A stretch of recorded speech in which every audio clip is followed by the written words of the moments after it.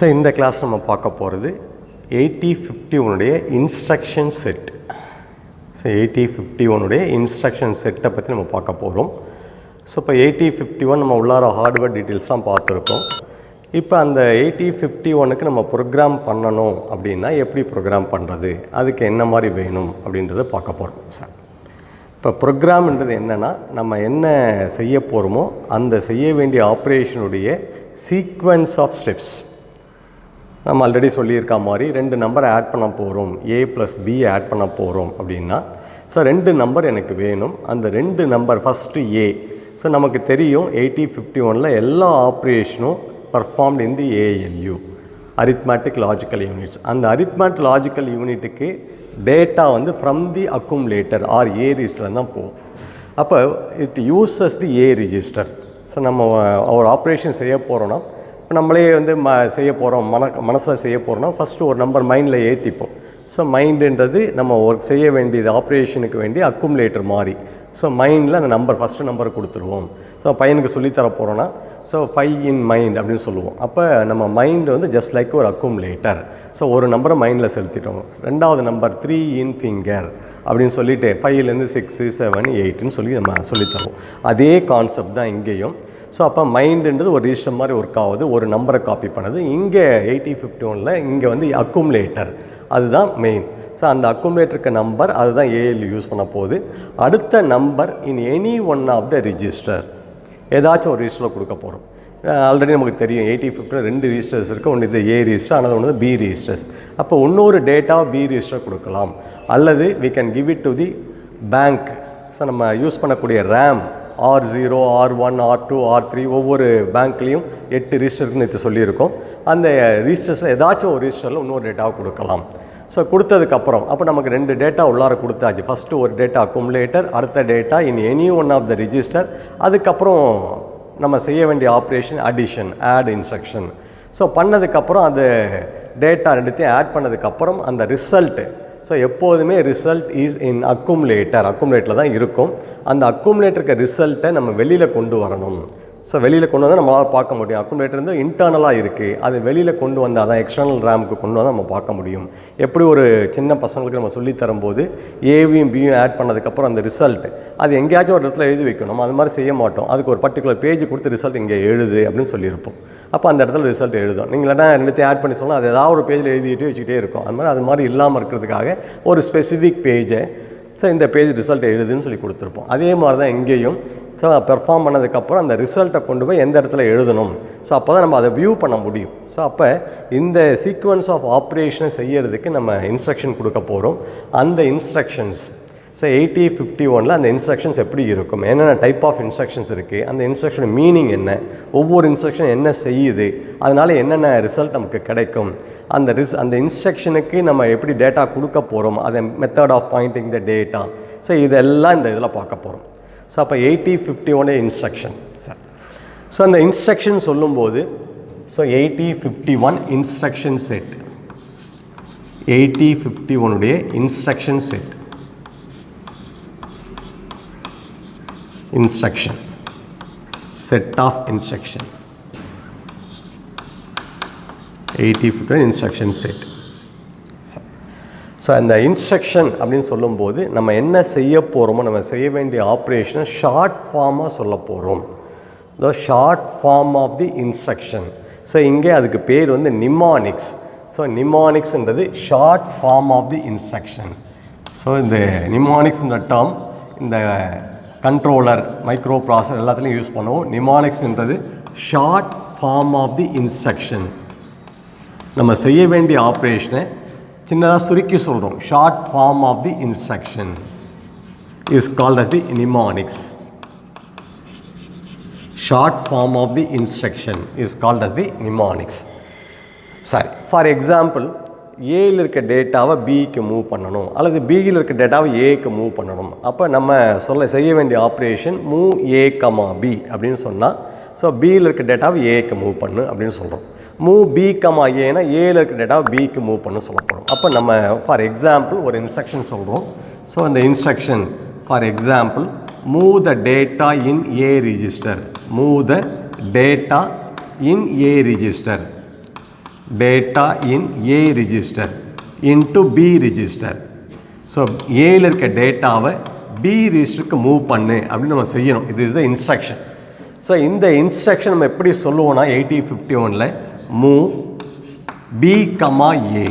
Move B, A. So this is called as the mnemonics. So mnemonics.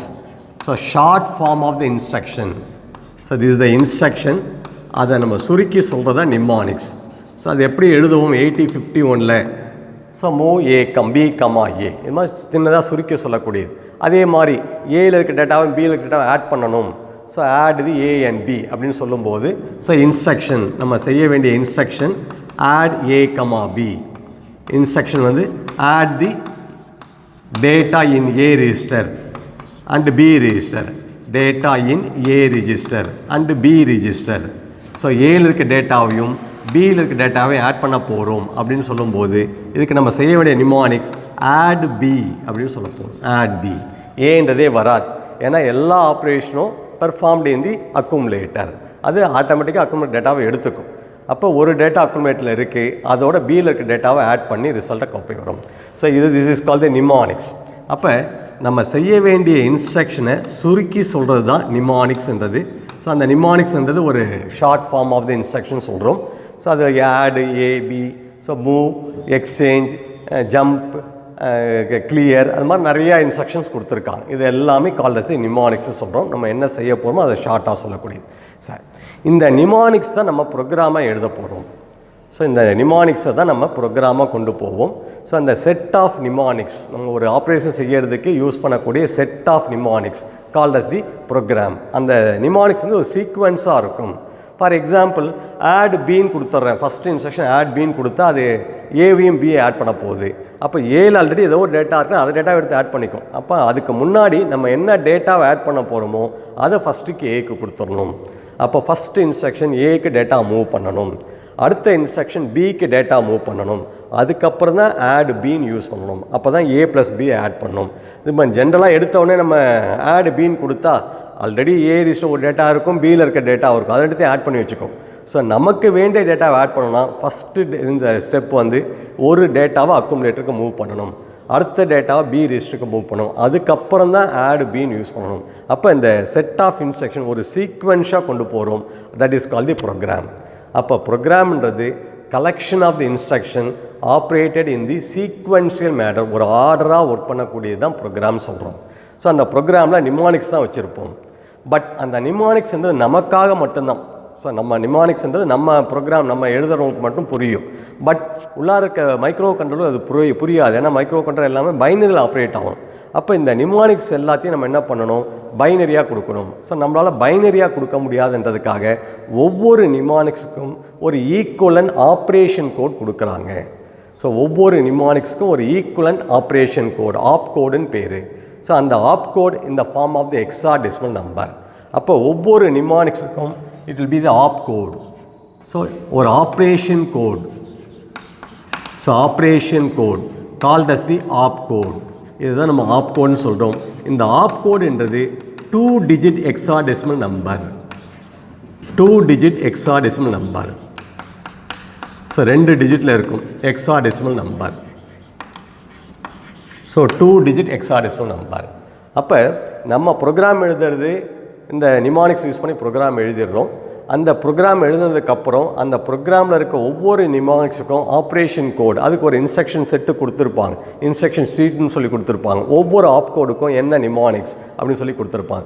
சில compiler கொடுத்துருப்பாங்க. நீங்கள் சிஸ்டத்தில் use பண்ண போகிறீங்க, டேரெக்டாக சிஸ்டத்தில் ப்ரோக்ராம் பண்ணிங்கன்னா இது மாதிரி நிமானிக்ஸ் என்டர் பண்ண உடனே அந்த நிமானிக்ஸை அதுவே ஆப்கோடாக மாற்றிக்கும், ஆப்ரேஷன் கோடாக மாற்றிக்கும். ஸோ நம்ம நிமானிக்ஸ் வந்து இதில் பண்ணலை, சிஸ்டத்தில் பண்ணலை, ஒன்லி மைக்ரோ கண்ட்ரோலர் கிட்டில் பண்ண போகிறோன்னா ஸோ கிட்டில் வரும்போது இப்போ வர லேட்டஸ்ட் கிட்டில் அந்த கம்பைலர் பில்டின் பண்ணி கொடுக்குறாங்க. பழைய கிட்டில் அது மாதிரி கிடையாது. ஸோ அந்த பழைய கிட்டில் போகும்போது நம்ம நிமானிக்ஸ் ஒவ்வொரு நிமானிக்ஸ்க்கும் அவனுடைய கரஸ்பாண்டிங் ஆப்கோடை நம்ம ஜென்ரேட் பண்ணி கொடுக்கணும். ஸோ அந்த ஆப்கோடு தான் என்டர் பண்ணணும். ஸோ பழைய கிட்டில் ஆப்கோடு, இப்போ வர லேட்டஸ்ட் மைக்ரோ கண்ட்ரோலர் கிட்டில் பார்த்தீங்கன்னா நிமானிக்ஸ் என்டர் பண்ணாவே போதும், அந்த நிமானிக்ஸை ஆட்டோமேட்டிக்காக அதுவே ஆப்கோடாக மாற்றிக்கும்.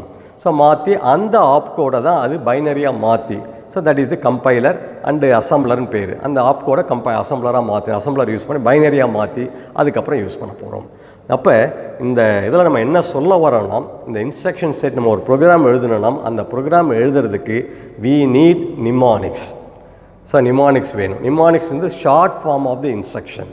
ஸோ அப்போ அந்த இன்ஸ்ட்ரக்ஷன் தெரிஞ்சால் தான் நம்மளால் ப்ரோக்ராம் எழுத முடியும். ஸோ ஒன்ஸ் நம்ம ப்ரோக்ராம் எழுதுனதுக்கப்புறம் அந்த ப்ரோக்ராமை அந்த நிமானிக்ஸ், அந்த program collection of the mnemonics, அந்த நிமானிக்ஸை நம்ம சிஸ்டத்துலேயோ கிட்டிலையோ என்டர் பண்ணலாம். ஸோ என்டர் பண்ணால் அதில் இருக்கக்கூடிய கம்பைலர் அந்த நிமானிக்ஸ்க்கு வேண்டிய ஆப்ரேஷன் கூட ஜென்ரேட் பண்ணி அந்த ஆப்கோடை அது பைனரியாக கன்வெர்ட் பண்ணி அதுக்கப்புறம் அந்த ப்ரோக்ராமுக்கு வேண்டிய ரிசல்ட்டை கொடுக்கும். அப்போ நம்ம செய்ய வேண்டிய ஒர்க் வந்து நிமானிக்ஸை யூஸ் பண்ணி ப்ரோக்ராம் எழுதணும். ஸோ நம்ம என்ன செய்ய போகிறோமோ அந்த சீக்வன்ஸ் ஆஃப் ஆப்ரேஷனுக்கு என்னென்ன இன்ஸ்ட்ரக்ஷன் தேவை, என்னென்ன நிமானிக்ஸ் தேவை, அதை தெரிஞ்சால் தான் செய்யப்போம். அப்போ அதனால தான் இந்த இன்ஸ்ட்ரக்ஷன் செட்டை பற்றி நம்ம படிக்க போகிறோம். ஸோ இது தெரிஞ்சால் தான் நம்மளால் ப்ரோக்ராம் எழுத முடியும். அதர்வைஸ் ப்ரோக்ராம் நமக்கு எழுத முடியாது. இந்த 8051 இருக்கக்கூடிய இன்ஸ்ட்ரக்ஷன்ஸ், ஸோ அதை வந்து கிளாஸிஃபை பண்ணுறோம், பிரிக்கிறோம்.